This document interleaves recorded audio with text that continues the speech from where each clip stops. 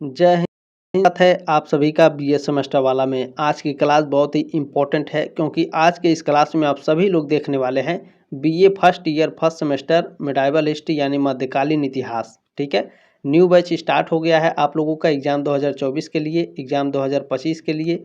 ठीक है, और यह जो क्लास है एग्जाम 2026 एग्जाम 2027 के लिए भी मोस्ट इम्पोर्टेंट है। ठीक है, आप लोग हमारे चैनल पर विजिट करके देख लीजिए आप लोगों का। ठीक है, सभी सब्जेक्ट की तैयारी कराई जा रही है पूरा एकदम शानदार तरीके से। ठीक है, आपके पेपर का नाम है ancient and early medieval India till 1206 AD। ठीक है, प्राचीन एवं प्रारंभिक मध्यकालीन भारत 1206 ईस्वी तक। ठीक है, चैनल पर विजिट करके ज़रूर देख लीजिएगा आप लोग। बहुत सारे क्लासेस आपके मैंने कराए हैं और डिस्क्रिप्शन बॉक्स में प्लेलिस्ट का लिंक है। ठीक है, जिन बच्चों का लिखित पेपर है वो क्या करेंगे, मैंने आपका लिखित क्वेश्चन पेपर सॉल्व कराया है मेडाइवल हिस्ट्री का, तो आप लोग क्वेश्चन पेपर ज़रूर देख लीजिएगा। उम्मीद है, पूरी गारंटी है आप लोगों का बहुत ही शानदार तरीके से एग्जाम जाएगा। जिनका भी लिखित एग्जाम है मैंने क्वेश्चन पेपर सॉल्व कराया। जिनका ऑब्जेक्टिव पेपर होने वाला है वो ध्यान से देखेंगे। ठीक है, इसमें मैं आपको बता देता हूँ, ये क्लास 1 है, यूनिट 1 है। आपके टोटल 8 यूनिट हैं। ठीक है, मेडाइवल हिस्ट्री में बीए फर्स्ट सेमेस्टर में 8 यूनिट आपके नवंबर दिसंबर एग्जाम से पहले मैं कवर कर लूँगा। ठीक है, आपको सारे पढ़ा दिए जाएंगे। एग्जाम से पहले आपको मॉडल पेपर भी दे दिया जाएगा। ठीक है, चले क्वेश्चन पेपर भी मैं आपको BA first year first semester का मैं क्वेश्चन पेपर आप लोगों को प्रोवाइड करा दूंगा एग्जाम से पहले, दीनदयाल उपाध्याय गोरखपुर विश्वविद्यालय का। ठीक है, देखिए मैं आपको बता दे रहा हूँ, जो दीनदयाल उपाध्याय गोरखपुर विश्वविद्यालय है उसका पेपर कोड है HIS 101। ठीक है, आपके विश्वविद्यालय का जो भी पेपर कोड होगा आप लोग कमेंट बॉक्स में कमेंट कर सकते हैं। ठीक है, चाहे दीनदयाल उपाध्याय गोरखपुर विश्वविद्यालय सिद्धार्थ यूनिवर्सिटी है, डॉक्टर भीमराव अम्बेडकर यूनिवर्सिटी जो आगरा में है, महात्मा गांधी काशी विद्यापीठ है, छत्रपति साहू जी महाराज यूनिवर्सिटी है, आप इस यूनिवर्सिटी में पढ़ रहे हों या इस यूनिवर्सिटी से संबंधित किसी यूनिवर्सिटी में पढ़ रहे हों या फिर भारत के किसी भी यूनिवर्सिटी में पढ़ रहे हों, यदि आपका जो सिलेबस है और सब्जेक्ट है सेम है तो आप इस क्लास को अटेंड कर सकते हैं। अच्छा, मैंने आपका सिलेबस भी डिस्कस किया है। ठीक है, डिस्क्रिप्शन बॉक्स में प्लेलिस्ट का लिंक है, जब प्लेलिस्ट में जाएंगे तो मैंने सिलेबस भी डिस्कस किया है, तो सिलेबस भी आप लोग देख लीजिएगा। ठीक है, ताकि आपको एक आइडिया लग जाएगा कि आपको पढ़ना क्या है। ठीक है, चले आज के इस क्लास में top 50 most important MCQ question answer रहेंगे, वो भी इंपॉर्टेंट नोट्स के साथ मैं आप लोगों को पढ़ाता हूँ। ठीक है, चले स्टार्ट करते हैं आज की क्लास। इसमें पहला प्रश्न आपका पूछा गया है, हिंदू पॉलिटी के प्रसिद्ध लेखक थे। हिंदू पॉलिटी के प्रसिद्ध लेखक KP जायसवाल हैं। डी ऑप्शन आपका राइट है। दूसरा प्रश्न आपका इसमें पूछा गया है, हेरोडोटस जिसे इतिहास का पिता माना जाता है की पुस्तक का नाम है, यानी हेरोडोट्स ठीक है इतिहास के पिता हैं, इनके पुस्तक का नाम है हिस्टोरिका या फिर द हिस्ट्रीज। ठीक है, ये ऑप्शन आपका राइट है। अच्छा सर, आपने द हिस्ट्रीज क्यों लिखा है, हिस्टोरिका क्यों लिखा है? देखिए ऑप्शन में कभी कभी द हिस्ट्रीज लिख करके देता है या फिर कभी कभी हिस्टोरिका लिखता है, तो ध्यान रखेंगे, इसलिए मैंने दोनों बता दिया ताकि आप कन्फ्यूज ना हो। ठीक है, चले इसमें आपका तीसरा प्रश्न पूछा गया है, बहुत ही इंपॉर्टेंट है, माइक्रोलिथिक औजार संबंधित है नव पाषाण काल से, ताम्र पाषाण काल से, पूरा पाषाण काल से या मध्य पाषाण काल से? तो ध्यान रखेंगे, जो माइक्रोलिथिक औजार है यह मध्य पाषाण काल से संबंधित है। डी ऑप्शन आपका राइट है। अब माइक्रोलिथिक औजार है तो चलिए इसके बारे में मैं बता देता हूँ, जो आपके एग्जाम में प्रश्न आने वाले हैं, इससे कई सारे प्रश्न आपके एग्जाम में बनेंगे। ठीक है, ध्यान से देखेंगे, मध्य पाषाण काल को माइक्रोलिथिक युग भी कहा जाता है। माइक्रोलिथिक औजार पत्थर के छोटे छोटे औजार होते हैं। ठीक है, मध्य पाषाण काल को माइक्रोलिथिक युग कहा जाता है, ये बात ध्यान रखिएगा। और जो माइक्रोलिथिक औजार होते हैं ये पत्थर के छोटे छोटे औजार होते हैं। ठीक है, इन्हें माइक्रोलिथिक या सूक्ष्म पाषाण भी कहा जाता है। ये औजार आमतौर पर चकमक पत्थर या चाट से बनाए जाते थे। आपके एग्जाम में पूछता है माइक्रोलिथिक औजार किससे बनाए जाते हैं, तो चकमक या फिर चाट से, ध्यान रखेंगे। ठीक है, इनकी लंबाई भी पूछी जाती है तो 1 सेंटीमीटर से ज़्यादा होती थी और जो चौड़ाई है आधा सेंटीमीटर होती थी। इनका इस्तेमाल भी पूछता है। ठीक है, माइक्रोलिथिक औजार का इस्तेमाल पूछता है तो भाले की नोक और तीर के सिरे बनाने में किया जाता था। ठीक है, यह औजार त्रिभुज, अच्छा इनका आकार भी पूछता है, त्रिभुज, अर्धचंद्र, समलंब, चतुर्भुज जैसी कई आकृतियों में पाए जाते थे। ठीक है, चलें चौथा प्रश्न आपका इसमें पूछा गया है, किसने कहा था कि 1857 का विद्रोह न तो पहला, न ही राष्ट्रीय, न ही स्वतंत्रता संग्राम था? तो यह आर.सी. मजूमदार ने कहा था। ए ऑप्शन आपका राइट है चौथे का। अगला प्रश्न देखें, प्रश्न नंबर 5 आपका क्या पूछा गया है, निम्नलिखित में से किस स्रोत में उल्लिखित है कि प्राचीन भारत में दास्तां नहीं थी? तो यह मेगास्थनीज की इंडिका में लिखित है। ठीक है, ए ऑप्शन आपका करेक्ट है। प्रश्न नंबर 6 आपका पूछा गया है, निम्नलिखित में से किस ग्रंथ की भाषा संस्कृत है? तो देखिए यहाँ पर जो दिव्यावदान है इसकी भाषा संस्कृत भाषा है। बी ऑप्शन आपका करेक्ट है। अब महावंश की भाषा क्या थी? दीपवंश और मिलिंद पंदो। चले इनके बारे में मैं थोड़ा बता देता हूँ, ध्यानपूर्वक आप लोग देखेंगे। देखिए, दिव्यावदान एक संस्कृत ग्रंथ है जो बुद्ध के जीवन और उपदेशों के बारे में बताता है। आपके एग्जाम में पूछता है दिव्यावदान में किस महान पुरुष की जीवन के बारे में बताया गया है? बुद्ध के जीवन के बारे में, उनके उपदेशों के बारे में। ठीक है, यह महायान बौद्ध धर्म का एक महत्वपूर्ण ग्रंथ है। यह किसका ग्रंथ है? महायान का ग्रंथ है, महायान बौद्ध धर्म का। ठीक है, चले अगला है महावंश। यह पाली भाषा में लिखा गया है और श्रीलंका के इतिहास को बताता है महावंश। ठीक है, दीपवंश क्या है? यह भी पाली भाषा में लिखा गया है और श्रीलंका के इतिहास को बताता है दीपवंश भी। ठीक है, मिलिंद पंदो का आप लोगों ने ज़्यादा नाम सुना होगा। देखें, मिलिंद पंदो पाली भाषा में लिखा गया है और इसमें मिलिंद यानी ग्रीक राजा मेनेंडर और भिक्षु नागसेन के बीच हुए संवाद को दर्शाया गया है। प्रश्न नंबर 7 आपका इसमें पूछा गया, किस अभिलेख में सती प्रथा की घटना का उल्लेख है? एरड़ में, भीतरी में, विदिशा में या फिर प्रयाग में? किस अभिलेख में? तो ध्यान रखेंगे जो एरण अभिलेख है इसमें सती प्रथा की घटना का उल्लेख किया गया है। ए ऑप्शन आपका करेक्ट है। अच्छा सर जी, सती प्रथा का उल्लेख एरण में किया गया है तो इसके बारे में कुछ बता दीजिए। बिल्कुल ध्यान देंगे, कई सारे प्रश्न बनेंगे इससे। सती प्रथा का पहला अभिलेखीय साक्ष्य मध्य प्रदेश के सागर जिले के एरण में मिले भानुगुप्त के अभिलेखों में मिलता है। ठीक है, ध्यान रखेंगे, बहुत ही इंपॉर्टेंट पॉइंट है। यह अभिलेख 510 ईस्वी का है। इसमें बताया गया है कि भानुगुप्त के मित्र गोपराज हूणों से लड़ते हुए मारे गए थे और उनकी पत्नी ने सती होकर आत्मदाह कर लिया था। ठीक है, चले यदि दोस्तों आप कॉम्पिटिटिव एग्जाम की तैयारी करते हैं, ठीक है, तो भी आपके लिए ये जो क्लासेस हैं बहुत ही इंपॉर्टेंट है। ठीक है, आपके लिए बहुत ही इंपॉर्टेंट है। तो आपकी ये जिम्मेदारी है कि आप इस क्लास को आगे, ठीक है, इस तरह से शेयर बटन बना होगा, क्लिक करके व्हाट्सएप पर जरूर सेंड कर देंगे। ठीक है, चलें, सार्थवाह किसे कहते हैं? जो सार्थवाह है यह व्यापारियों के काफिले को सार्थवाह कहा जाता था। ठीक है, बी ऑप्शन आपका राइट है।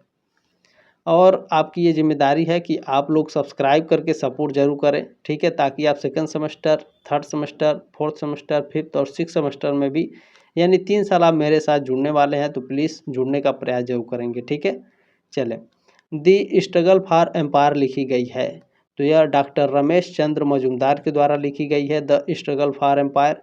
सी ऑप्शन आपका करेक्ट है। प्रश्न नंबर 10 आपका इसमें पूछा गया है, विनायक दामोदर सावरकर पैदा हुए थे तो ये महाराष्ट्र में पैदा हुए थे। ठीक है, डी ऑप्शन आपका करेक्ट है। अच्छा, इनके बारे में मैं थोड़ा बता देता हूँ, जन्म और मृत्यु भी पूछा जाता है। तो विनायक दामोदर सावरकर का जन्म 28 मई 1883 को हुआ था। विनायक दामोदर सावरकर की जो मृत्यु है 26 फरवरी 1966 को हुई थी। ठीक है, विनोद सावरकर का जन्म महाराष्ट्र, उस समय बॉम्बे प्रेसिडेंसी में नासिक के निकट भागुर गांव में हुआ था। ठीक है, अच्छा कभी कभी आपके एग्जाम में महाराष्ट्र ना दे करके इनके गांव का नाम देता है ऑप्शन में, तो इनके गांव का नाम भी याद रखना जरूरी है। ठीक है, उनकी माता का नाम राधाबाई और जो पिताजी का नाम है दामोदर पंत सावरकर था। ठीक है, चले, प्रश्न नंबर 11 आपका पूछा गया है, मूर्ति पूजा का आरंभ कब से माना जाता है? पूर्व आर्य से, उत्तर वैदिक काल से, मौर्य काल से या कुषाण काल से? मूर्ति पूजा का आरंभ पूर्व आर्य से माना जाता है। ए ऑप्शन आपका करेक्ट है। अच्छा, इसमें ध्यान रखेंगे, भारत में वैसे तो मूर्ति पूजा का प्रचलन पूर्व आर्य काल यानी वैदिक काल से ही हो रहा है। पूर्व आर्य काल है इसे वैदिक काल भी कहा जाता है, ये बात ध्यान रखेंगे। ठीक है, चले, कितने बच्चे इसी में कंफ्यूज होकर के अपना जो आंसर होता है नहीं पता रहता है तो वो गलत कर देते हैं, तो कोई दिक्कत की बात नहीं है। हम यहाँ पर आए हैं तो आप विश्वास रखिए कि आपको बहुत ही शानदार तरीके से पढ़ाया जाएगा। ठीक है, चले 12 नंबर प्रश्न है, सिंधु सभ्यता का महान स्नानागार कहाँ से प्राप्त हुआ है? तो यह मोहनजोदड़ो से प्राप्त हुआ है। ए ऑप्शन आपका राइट है। ठीक है, ये ऑप्शन। अब चलिए इसके बारे में मैं थोड़ा बता देता हूँ, सिंधु सभ्यता के बारे में। ठीक है, यानी सिंधु सभ्यता। सिंधु सभ्यता का महान स्नानागार पाकिस्तान के मोहनजोदड़ो में मिला था। आपके एग्जाम में पूछता है मोहनजोदड़ो कहाँ है? पाकिस्तान में। ठीक है, यह एक प्राचीन संरचना है और तीसरी सहस्त्राब्दी ईसा पूर्व की मानी जाती है। इसे बनाने के लिए भट्टी से निकाली गई पकी ईंटों का इस्तेमाल किया गया था। इसका निर्माण एक कृत्रिम टीले पर किया गया था। ठीक है, चलें प्रश्न नंबर 13 आपका पूछा गया है, सिंधु घाटी के लोग पूजा करते थे, भगवान शिव की पूजा करते थे। ए ऑप्शन आपका करेक्ट है। हालांकि सिंधु घाटी के लोग केवल शिव की पूजा ही नहीं करते थे, मातृ देवी की भी पूजा करते थे। ठीक है, ध्यान रखेंगे। चलिए प्रश्न नंबर 14 है आपका, धौलावीरा जिस राज्य में स्थित है वह है गुजरात है, हरियाणा है, पंजाब है या राजस्थान है? तो धौलावीरा जिस राज्य में स्थित है वह गुजरात है। ये ऑप्शन आपका करेक्ट है। ध्यान देंगे, धौलावीरा गुजरात राज्य के कच्छ जिले में स्थित है। यह एक पुरातात्विक स्थल है और सिंधु घाटी सभ्यता का एक हिस्सा था। धौलावीरा खादिर बेट नाम के द्वीप पर बना है। प्रश्न नंबर 15 पूछा गया है, संस्कारों की कुल संख्या आप सभी लोग जानते हैं हमारे 16 संस्कार होते हैं हिंदू धर्म में। सी ऑप्शन आपके राइट हैं, लेकिन बच्चों को पता नहीं होगा कि 16 संस्कार कौन कौन से होते हैं। तो यहाँ 16 संस्कारों के मैं नाम बताने वाला हूँ, तो बहुत ही ध्यानपूर्वक देखेंगे और ये आपके लिए जानना जरूरी है। पहला है गर्भाधान संस्कार, दूसरा है पुंसवन संस्कार, तीसरा है समन्तोन्नय संस्कार, चौथा है जात कर्म संस्कार, पाँचवा है नामकरण संस्कार, छठा है निष्क्रमण संस्कार, सातवां है आपका अन्नप्राशन संस्कार, आठवां है मुंडन या फिर चूड़ा कर्म संस्कार। ठीक है, नवां है विद्यारंभ संस्कार, 10वां है कर्णवेद संस्कार, 11वां है यज्ञोपवीत संस्कार, 12वां है वेदारंभ संस्कार, 13 नंबर है केशांत संस्कार, 14 नंबर है समावर्तन संस्कार, 15 नंबर है विवाह संस्कार, 16 नंबर क्या है अंत्योष्टि संस्कार या फिर श्राद्ध संस्कार। लास्ट में श्राद्ध संस्कार, आपको पता है ना श्राद्ध संस्कार क्या होते हैं, यानी मरने के बाद जो श्राद्ध होते हैं। ठीक है, ध्यान रखेंगे, लास्ट हमारा श्राद्ध संस्कार होता है। प्रश्न नंबर 16 है, सत्यमेव जयते शब्द कहाँ से लिया गया? आप सभी लोग जानते होंगे मुंडोपनिषद से लिया गया है। डी ऑप्शन आपका राइट है। तो सत्यमेव जयते के बारे में मैं थोड़ा बताने वाला हूँ जो आपके एग्जाम के लिए बहुत ही इंपॉर्टेंट होंगे। देखिए, सत्यमेव जयते जो शब्द है हिंदू धर्म के मुंडका उपनिषद से लिया गया है। सत्यमेव जयते का मतलब क्या होता है? सत्य की ही जीत होती है। ठीक है, इसे भारत के राष्ट्रीय आदर्श वाक्य के रूप में 26 जनवरी 1950 को अपनाया गया था। इस दिन भारत एक गणतंत्र बना था। चलिए प्रश्न नंबर 17 आपका देखेंगे क्या पूछा गया भैया। चलिए प्रश्न नंबर 17 आपका इसमें पूछा गया है, पृथ्वीराज रासो के रचयिता कौन थे? तो चंद्रबरदाई हैं भैया। ठीक है, बी ऑप्शन आपका करेक्ट है। बहुत ही फेमस ये क्वेश्चन है, हमेशा पूछा जाता है। ठीक है, चलिए प्रश्न नंबर 18 पूछा गया है, परमार किस क्षेत्र में शासन करते थे? तो जो परमार थे वे मालवा के क्षेत्र में शासन करते थे। ए ऑप्शन आपका करेक्ट है। अब इसके बारे में मैं थोड़ा बता दे रहा हूँ, थोड़ा ध्यान रखेंगे आप लोग, इससे आपके एग्जाम में प्रश्न बनेंगे। जो परमार राजवंश है ये 9वीं से 14वीं शताब्दी के बीच पश्चिम मध्य भारत में मालवा और आसपास के क्षेत्रों पर शासन किए थे। ठीक है, परमार वंश के बारे में मैं कुछ बता रहा हूँ, यहाँ पर ध्यान रखेंगे, एग्जाम के पॉइंट ऑफ व्यू से बहुत इंपॉर्टेंट है। परमार राजवंश के संस्थापक कौन थे भैया? वत्सराज। ठीक है, जिन्होंने 810 ईस्वी में उज्जैन को अपनी राजधानी बनाया था। आगे देखेंगे, परमार वंश के कुछ प्रमुख शासकों में उदयपुर महेंद्रपाल, ठीक है, सिंधुरपाल, मुंजदेव हैं, जय सिंह, नरवर्मन, महाराजा भोज, महाराजा विक्रमादित्य और महाराजा भोज द्वितीय शामिल हैं। ठीक है, ये परमार वंश के शासक थे। चलिए, परमार वंश के अंतिम ज्ञात शासक महालक देव थे। दिल्ली के अलाउद्दीन खिलजी ने महालक देव को हराकर 1305 ईस्वी में राजवंश को विस्थापित कर दिया। प्रश्न नंबर 19 आपका पूछा गया है, सत्याश्रय शासक था चालुक्य वंश का, पल्लव वंश का, राष्ट्रकूट वंश का, प्रतिहार वंश का। तो जो सत्याश्रय शासक है यह चालुक्य वंश का था। ये ऑप्शन आपका करेक्ट है। अब यहाँ पर ध्यान देने वाली बात है, सत्याश्रय चालुक्य वंश का एक शासक था। वह तैलप द्वितीय के बाद चालुक्य वंश का उत्तराधिकारी बना। उसे सत्तिग या सत्तीम नाम से भी जाना जाता था। प्रश्न नंबर 20 आपका इसमें पूछा गया है, समरांगणा सूत्रधार का लेखक कौन था? तो इसके लेखक हैं भोज परमार। बी ऑप्शन आपका करेक्ट है। अब इसके बारे में थोड़ा मैं बता दे रहा हूँ, ध्यान से देखेंगे आप लोग। समरांगण सूत्रधार भारतीय वास्तुशास्त्र से संबंधित ज्ञानकोशीय ग्रंथ है जिसकी रचना धार के महान राजा भोज 1000 से लेकर के 1055 ने की थी। ठीक है। अगला प्रश्न है आपका 21 number, the Indian war of independence of the 1857 नामक पुस्तक के लेखक कौन है? तो इस पुस्तक के लेखक हैं बी.डी. सावरकर। ए ऑप्शन आपका करेक्ट है। प्रश्न नंबर 22 आपका पूछा गया है, त्रिपिटक संबंधित है। तो त्रिपिटक आप सभी लोग जानते होंगे बौद्ध धर्म से संबंधित है। बी ऑप्शन आपका करेक्ट है। अब त्रिपिटक के बारे में मैं बता रहा हूँ, ध्यान से देखेंगे, जो आपके एग्जाम में पूछे जाएंगे। त्रिपिटक में 3 भाग होते हैं, सुत्त पिटक, विनय पिटक और अभिधम्म पिटक। सुत्त पिटक में बुद्ध और उनके साथियों से जुड़े कई सूत्र हैं। ठीक है, ठीक से दिखाई नहीं दे रहा। देखिए, विनय पिटक में भिक्षुओं और ननों के लिए मठवासी नियम है। अभिधम्म पिटक में बौद्ध धर्म के दर्शन और सिद्धांत का वर्णन है। त्रिपिटक को पाली भाषा में लिखा गया है, यह भी ध्यान रखेंगे। ठीक है, ध्यान रखेंगे आप लोग। त्रिपिटक के मूल रूप को पाली कैनन कहा जाता है। असली त्रिपिटक ताड़ के पत्तों पर लिखे गए थे और उन्हें पिटारियों में रखा जाता था। ये बात ध्यान रखेंगे, बहुत ही इंपॉर्टेंट पॉइंट है ये। ठीक है, चलें। प्रश्न नंबर 23 आपका पूछा गया है, रास तरंगिणी के लेखक कौन थे? तो रास तरंगिणी के लेखक कल्हड़ है। सी ऑप्शन आपका राइट है। बहुत ही फेमस क्वेश्चन है, ये भी हमेशा पूछा जाता है आपका। चले, प्रश्न नंबर आपका 24 इसमें पूछा गया है, मुद्रा राक्षस का लेखक कौन है? विशाख दत्त हैं मुद्रा राक्षस के लेखक। डी ऑप्शन आपका करेक्ट है। प्रश्न नंबर 25 है, रामायण का लेखक कौन था? तो आप सभी लोग जानते हैं रामायण के लेखक महर्षि वाल्मीकि हैं। बी ऑप्शन आपका करेक्ट है।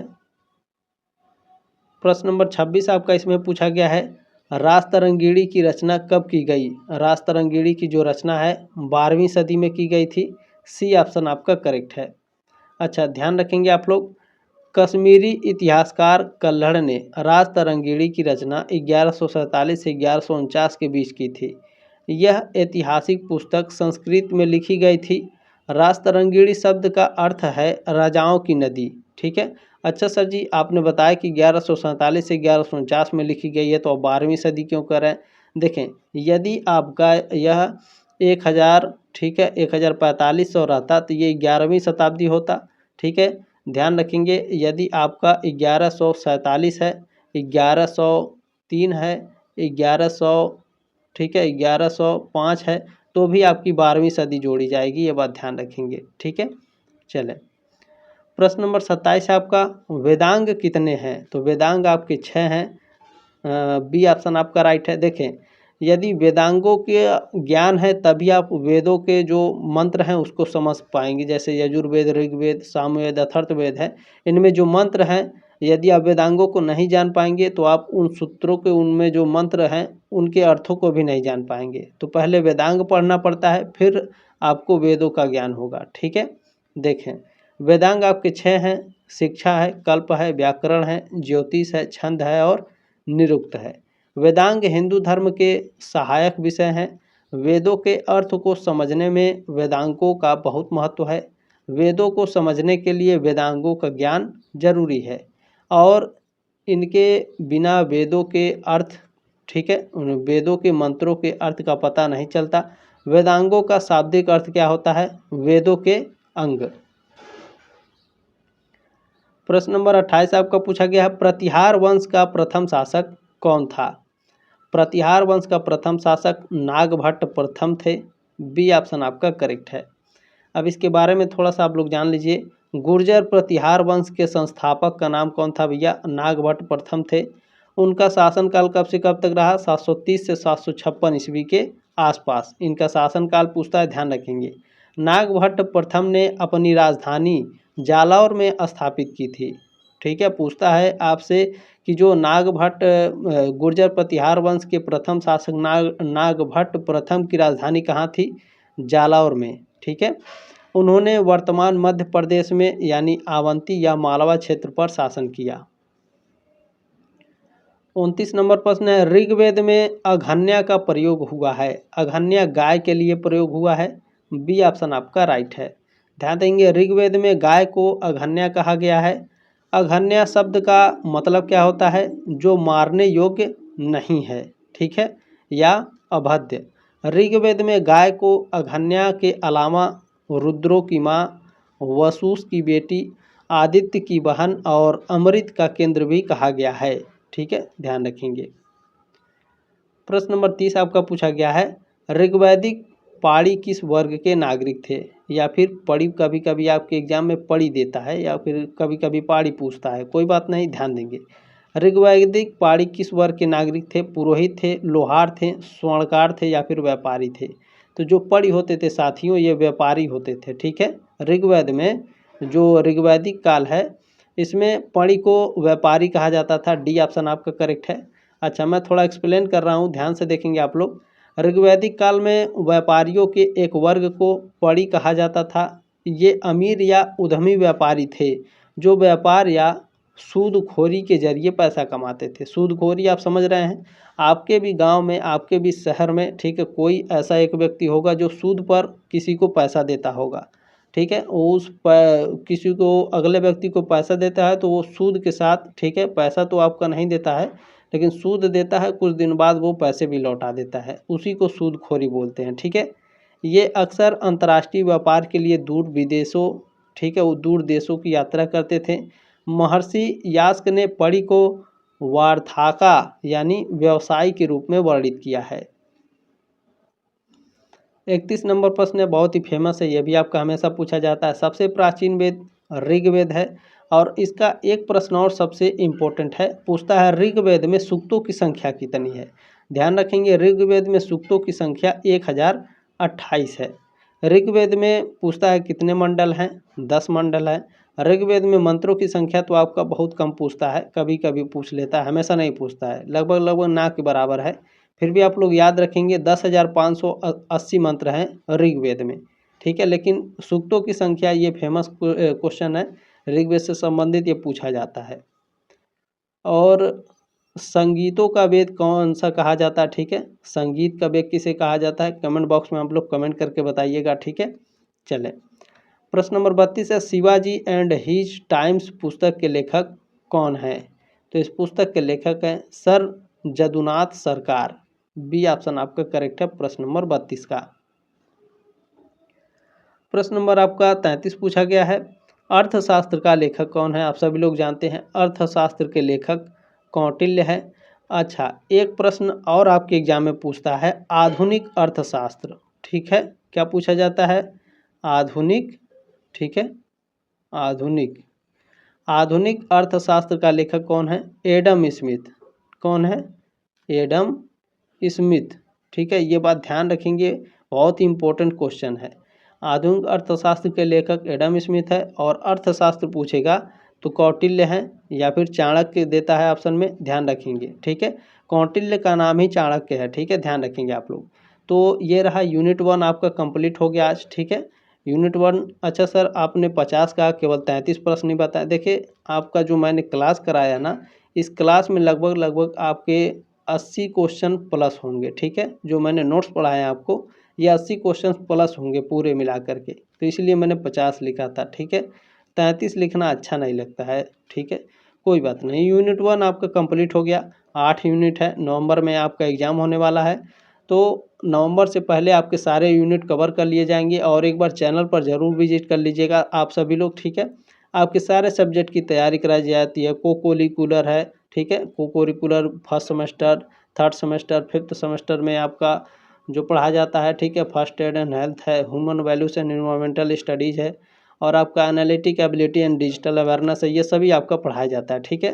तो आप लोग चैनल पर विजिट करके ज़रूर देख लीजिएगा, उसके बाद ही सब्सक्राइब करिएगा, आपको अच्छा लगेगा तब, ठीक है। चलिए जल्दी मिलते हैं आपके नेक्स्ट क्लास में, तब तक के लिए जय हिंद, वंदे मातरम।